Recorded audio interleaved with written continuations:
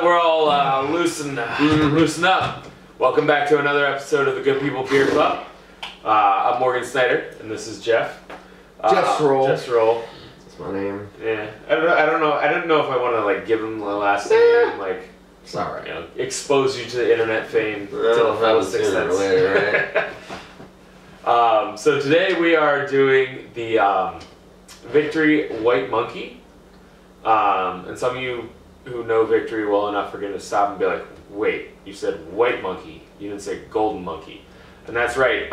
This is actually the white wine barrel version of the Golden Monkey.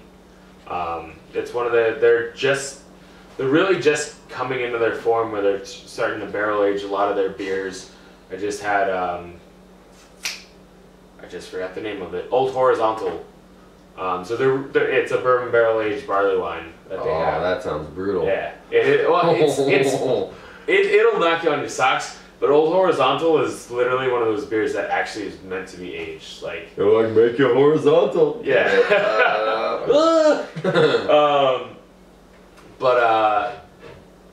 Yeah. So Old Horizontal is meant to be aged. So I'm curious about this one, because wine barrels are breeding grounds for bacteria and just weird, funky funkadelics that'll just kind of fuck with your beer. Whereas bourbon barrels, it's clean. You're never. There's so much alcohol in there that's hard for anything. Yeah. Not awesome. Still get infections, but it's extremely hard. Whereas wine barrels, lots of sugar, low alcohol. Oh yeah. Yeah. I'm excited. So, and of course it's caged, cork and caged, which is my favorite thing in the world. Oh boy, I'm excited for this. I've never had a beer aged in wine barrels. I've had a few, but I've never. Oh wait, had I think I had one in. Yeah, I do think I had a beer aged in red wine, and I think it was actually amazing. And of course, I don't remember what it was, but definitely never had a white wine barrel aged beer. So I'm excited. Yeah. I've had I know the guys over at Bronx Brewery, and I got the advantage of trying their the Bronx Pale aged in Zinfandel barrels. And that caught a nice case of the Brettanomyces. So it turned a little funky. Oh yeah? It was fantastic. Nice. It was amazing. Oh man. Wait, let's be that guy. that snob that you're looking at, you're like, oh yeah. It's interesting though, like everywhere in Italy, just if a waiter uncorks your bottle, they'll smell it. Just any random waiter. I didn't even think that was a thing. I didn't know it was a thing until I left America, and apparently it kind of seemed to be a thing. Yeah. But yeah, I've never seen one person do that over here. Growing it does look like you're pretty much an asshole. Yeah. But. Well, no, working in the restaurant industry, I was always told the process is you're supposed to touch it to make sure that it's properly placed down on its side. The cork is still wet but not too far down the cork. Huh. You're never supposed to smell it. Interesting. I've heard that's just kind of a douche rag thing for people who don't know what they're doing. Huh. So I don't know. I wonder if that's an American thing that's going on or what that is. I have no idea. Je ne sais pas. Je ne sais pas. Oui. Alright, well, what do we got here? Oh wow. Right? Lots of citrus flavors. Smells real malty. Mm-hmm. Not too bad though. I get a lot of more of citrus. Oh man, I'm all gassy right now. Someone, I need. It's all them Florence bubbles, man. Damn you, Florence! No head, really. Yeah, no. I mean, it was there, but it dissipated. But that could also be a factor from the whole barrel aging process, because you lose a lot of that ability to kind of create that great head. It's nice amber, nice and clear. Get kind of toffee, and there's some kind of citrus fruit in there that I can't quite. Almost, I want to say grapefruit, but it's not quite. It's not grapefruit in the way that I think about it. It's like a sweet. A little bit. No, yeah, almost like a sweet. A little bit I guess it's. It smells real sweet. see. Ooh. I get a lot of alcohol. I feel like it's gonna be real intense. What is it, 9.5? 9.5? 9.5. Yeah, alright. See how it is.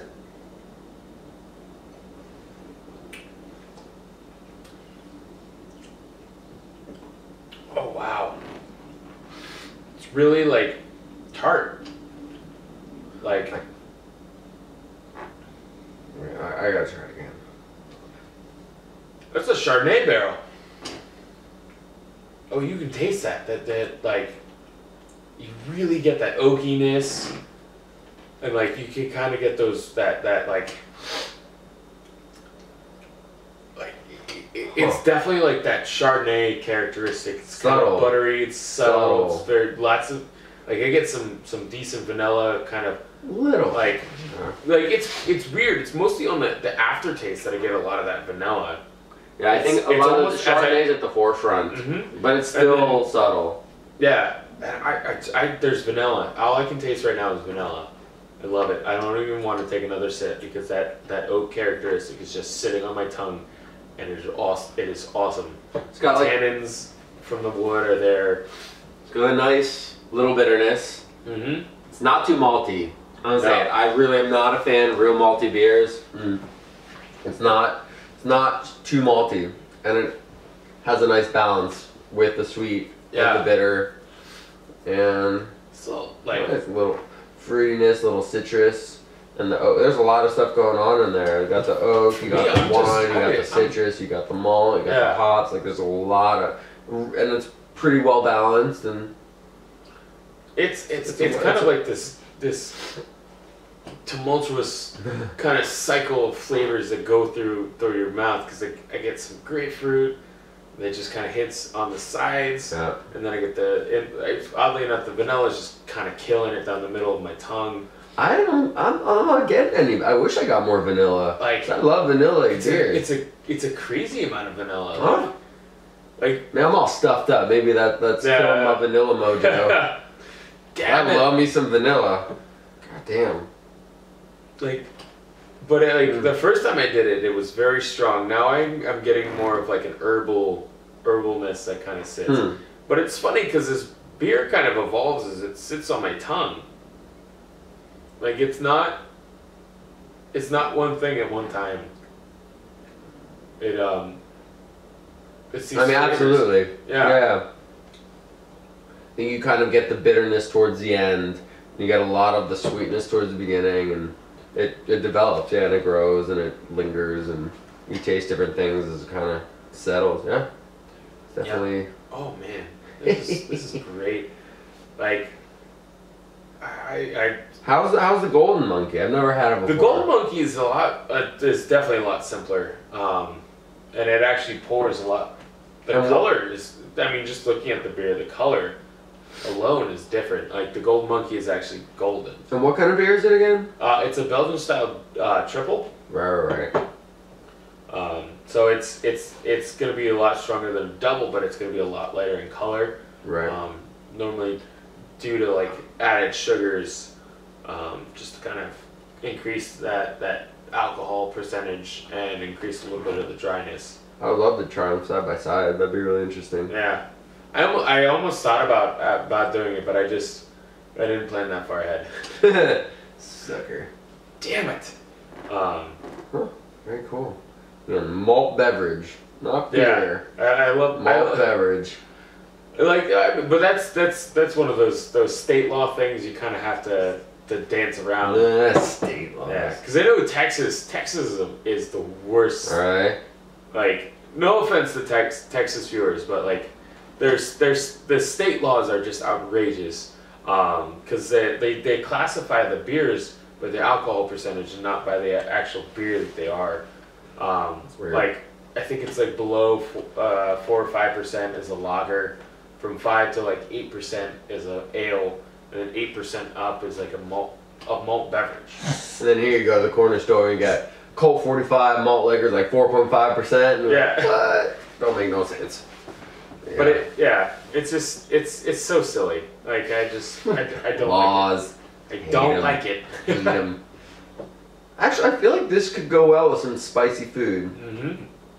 because it's not too strong. It still has kind of like a refreshing quality to it, but it's the darkness. It could kind of like mask over the heat. Yeah. But I think there's enough kind of citrusy, like a little herbally characteristic that might be able to like almost IPA it. Like I don't know if you've ever had an IPA with spicy food, but it really quells. Like it subdues the main heat, but it brings like the front and mid palate are normally the heat goes away, but at the back palate you get a lot of this heat that just sits there. I feel like burns. Just I can understand that IPA totally exacerbating and kind of quelling in a weird way. Mm-hmm. Huh. It's really weird, and it's weirdly enjoyable. Like it's next time. Yeah. Spicy ass food. Yeah. Well, next we should start. Yeah, we got to get some food integrated into here. Yeah. That'd be fantastic. Yeah, I think beer pairings are still like by the wayside. And they're slowly coming up though. Yeah. There's definitely a lot of restaurants that have beer pairings as opposed to wine pairings, which is cool.